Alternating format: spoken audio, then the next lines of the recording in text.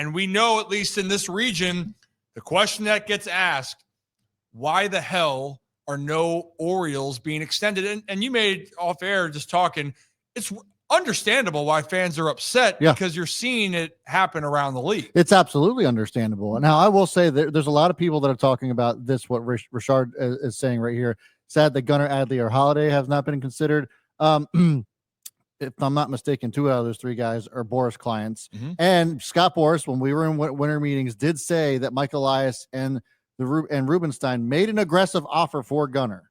We don't know what that number is officially, but it was aggressive. And for Scott Boras to say that means something. So he has been considered. There has been consideration. There have been talks, and Adley was in that conversation last summer. So there has been that going on. The rub for me is if the Red Sox are able to get this done for a guy like Roman Anthony, and we saw this with Bobby Witt last year. It was last year?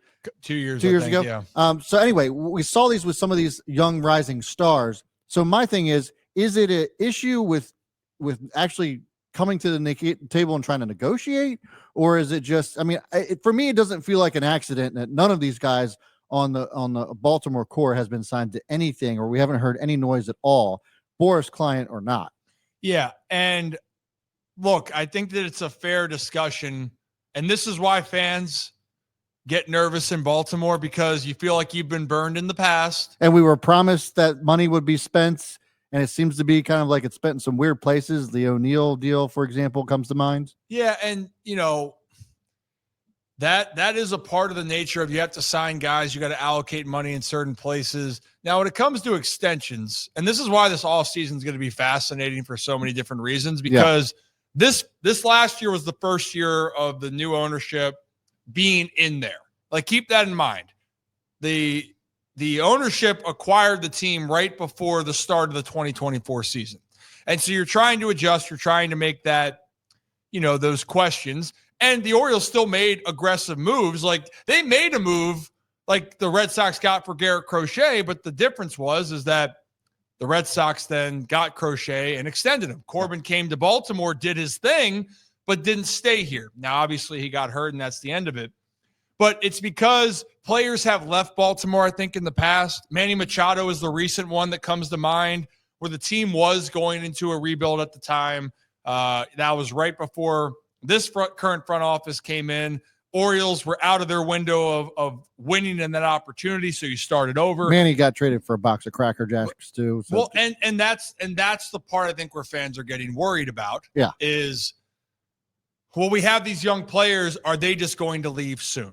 Is it we're just going to get to this point and they're going to be traded away? Yeah. Now, I'd like to believe that won't be the case, but I understand, because there's nothing solidified there that can change that opinion, because no one has been extended so far this year. Now, let's play on both sides of this, right? And those reports too for Scott and Gunnar, I can guarantee you it is a lot more than $130 million that the Orioles offered. And I mean a lot more that was offered that is not being accepted. And we're not going to speculate and go into any of the final numbers of things, but believe me, there are conversations, but how do you get it done? Yeah. How do you move forward? Because for Baltimore, you haven't won a game in the playoffs yet with this core, concerning for fans. And then you haven't extended any of the players that you love. And now Adley Rutschman not playing up to his potential, which I think he's going to get back to here. But because he hasn't, that complicates a contract extension of what his value is. Now, Zach, I just looked up the Bobby Witt deal. All right. And to your point, Brad, about, well, Bobby signed this huge deal. What's going to keep him there until club option starts when he's 35 years old. Yeah. And it's a 3 club options from 35 to 37. So he would be 37 years old if they accepted every club option. Is it 250, 235, something like that? Yep. It's 288. Now, here's the caveat. He also can opt out at age 31. So that will be that's in 2031. That's in 7 years. 6 years now. Bobby Witt can opt out. Player opt out. So it's really 7 years, $140 million, I think was that deal on the table, or that's what's left after it. Mm-hmm. So But regardless, they signed him. And that still would probably be, Zach, under the value of what people represent for Bobby Witt Jr. I think that's fair to say. But there's one other name of a player that got extended very early. And I think this is why some teams are worried about giving out the big money. Because how about the player they extended out in Seattle, in Julio. Zach, who signed a 12-year extension at age 22. And numbers-wise, for what he's getting paid, I don't know if everyone feels that he has delivered so far on that contract. Is that a fair assessment? Yeah, that's very fair. So I think that's where the concern's running with when you're trying to extend guys. So, Zach, as a fan, I want your honest take on it. Would you rather just to see the money be spent and an extension happen for a sensation and a feeling that, all right, there's commitment and it doesn't work out? Or would you rather wait and play the long game and hope that it comes to a decision? Because that's essentially what it is. But what's your preference? I think for me personally, I mean, I would a guy like Gunnar, I would love to see. I think he's kind of the exception right now because, like you said, they're trying to get Gunnar. If you think the Orioles aren't trying every waking moment, if Scott Boras contacted them right now and was like, here's the number, if you got it, they would do it. You know, the Orioles want Gunnar long term. I think for a lot of fans right now, they just want to see money spent. You know, and that's the thing is I think they're at the point where, Brad, like you were kind of just talking about, because of the Machado trade didn't really give them the big head start in the rebuild. It wasn't, there's still that sour taste in people's mouths of, okay, what happens when we get these star players and they leave?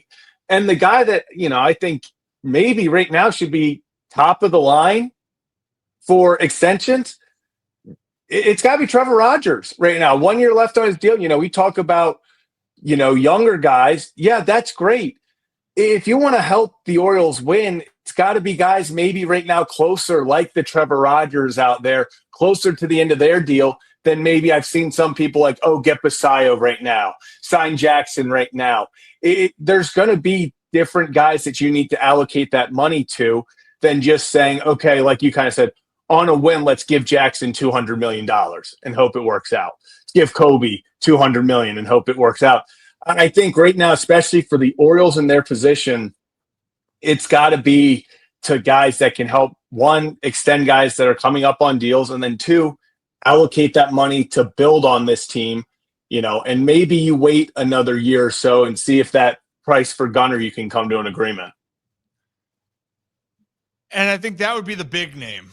The big name, if you saw him stay, would make a lot of fans extremely happy. Yeah. Also, I think it's just in general around the sport, you just don't see it a ton where guys stay in one spot. So when Jackson Merrill made the decision with the Padres that he signed that extension early, people thought he could have gotten more money, but he said, I want to be here for a long time. I want to know I'm going to be here. Byron Buxton, over the All-Star break, when they were saying about people leaving or coming and going, or would you waive your no-trade clause? He's like, no, I signed my extension. I'm happy to be here in Minnesota. And Minnesota's, whatever's going on right now there, they might be selling the team. They sold everybody. They pretty much did sell the team. They essentially sell the team. But they still have their franchise player. Yeah. I think in Baltimore, though, the question's going to be is just who, after you moved on from Cedric, who'd been here for a while, and Santander last year, business moves, and Cedric could resign. I'm just not going to hold my breath on that one. Who's a part of the long-term plan? Because at some point here, I agree that it's apples and oranges to compare the same extensions to everybody. Also, the Red Sox extended Christian Campbell earlier in the year before the season started. Now he's back in AAA. Yeah, like they made a gamble there, and that's not to say that he isn't going to play well moving forward. I know he's getting back on track, but that's a risk. But for Baltimore, not every player is going to sit there and go, I won't take an extension right now. Like Trevor Rogers, I think, is a fascinating one. Dean Kramer, I know people are sitting there, but Dean Kramer to me is a fascinating one because of what you have right now and the value and him being here. I would say you offer Dean a 3-year deal and you have someone, great. And I know people go, oh, well, we don't want that. No, like you do need pitching. We've established this. Dean's a solid, consistent arm that, you need solid, consistent arms. Everybody knows he's going to blow up one inning and then settle down and be good. But you know that he's going to settle down and be good. He's going to be good for giving up 2 to 3 runs probably in a game. He'll settle down and be lights out for the rest of it. And then, like, it's just a solid, what would you say, 3, 4, 5 guy, something like that. Yeah, he can be any of there, and he can pitch up to being a 2. Yeah. Dean's ceiling's high, and people hate when I say that word of ceiling. You don't go out there and shove for 7 innings and give up 1 run and do that more than once if you don't have the ceiling to do it. Right. Dean's problem is consistency, not ceiling. But Trevor Rogers, if you're not going to go sign the big bucks contract somewhere else, well, convince a guy how they can stay here ahead of time. That's one thing. But for the players, they're going to have to make a decision at some point here of drawing a line in the sand, because that will draw the stability for your organization. You want to build a culture, you got to have people that are going to be a part of that culture for a long time. That's exactly right. I was just about to say that. It's like, people wanting to know and maybe even the front office is asking themselves this question too, of like, how can we get more butts in the seats? Obviously winning cures a lot of things, but when you can have players that you as fans can kind of rally around and root for, you want to root for the whole team, but there's players there too that you want to actually root for and feel like you have some sort of connection with. And that was one of those things where I felt sad that Cedric left, because I felt as if fans really, a lot of them had that connection with Cedric. But if you don't get it done with one of these superstar guys that can somehow build a connection with the fans, how else are you going to get butts in the seats if you do have a challenging year or two in between trying to make your way towards a World Series?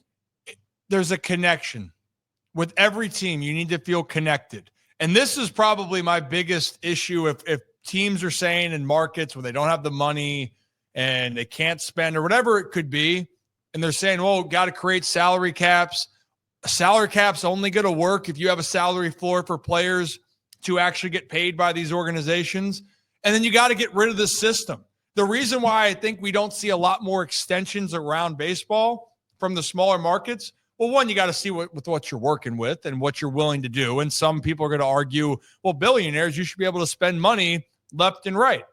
While, yes, they have more finances to spend, there's a lot more that goes into that phrase, right? There's a lot more that goes into that phrase of how you spend, because they are controlling every facet, which includes the team, everything that involves with what's going on with the stadium, yep, and et cetera, like all the business that they have to deal with. Then the team's got to play well. And if the team doesn't play well, like, you got a whole lot of problems. But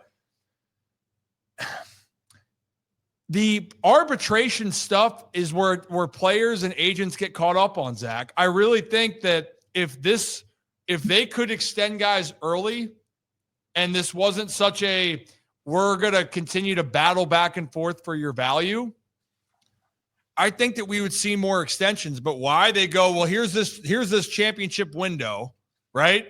We don't have to spend money on these young guys, so let's hold it off. Yeah. Let's wait. And so most players go, okay, well, I'm going to wait and I'll get to free agency. Santander did that. They didn't come with an offer that he wanted. He goes, I'm close enough now. I'm going to see what my value is. And then he got the best offer that he could ask for. He got $90 million. Now, does it look like that's working out so far in year one? No, but that's a reason why Santander wasn't extended 2 or 3 years ago, right? Is because the sense on both sides, the Orioles maybe gave a lower deal. Santander wanted something more. And then you finally get close to that door to kind of take a peek at what's out there. And then you make a decision. So I'm curious. I don't blame anyone for their reasonings, but for Roman Anthony, to wrap this up, Roman made a conscious choice and his family that I'm going to take the security. And there is nothing wrong with what he did. And there's also nothing wrong if a player wants to go and chase the bag like Juan Soto did. Juan Soto could have fell in love with any team in any city over time. That dude turned down $440 million with the Nationals. Yeah. Think about that. Yeah. And then he went to New York and he said he loved playing for the Yankees. And that still was not going to keep him from going to test the waters because he thought someone was going to pay him the most money, and a team right across in New York did. Yeah. That's what it comes down to. But for the question right now, and I know I get it for Orioles fans, when will we see another Oriole extended? Because it's been a long time. I don't have the answer for you. But could that happen in the future? Yes, but it might not be the Oriole that you necessarily expect.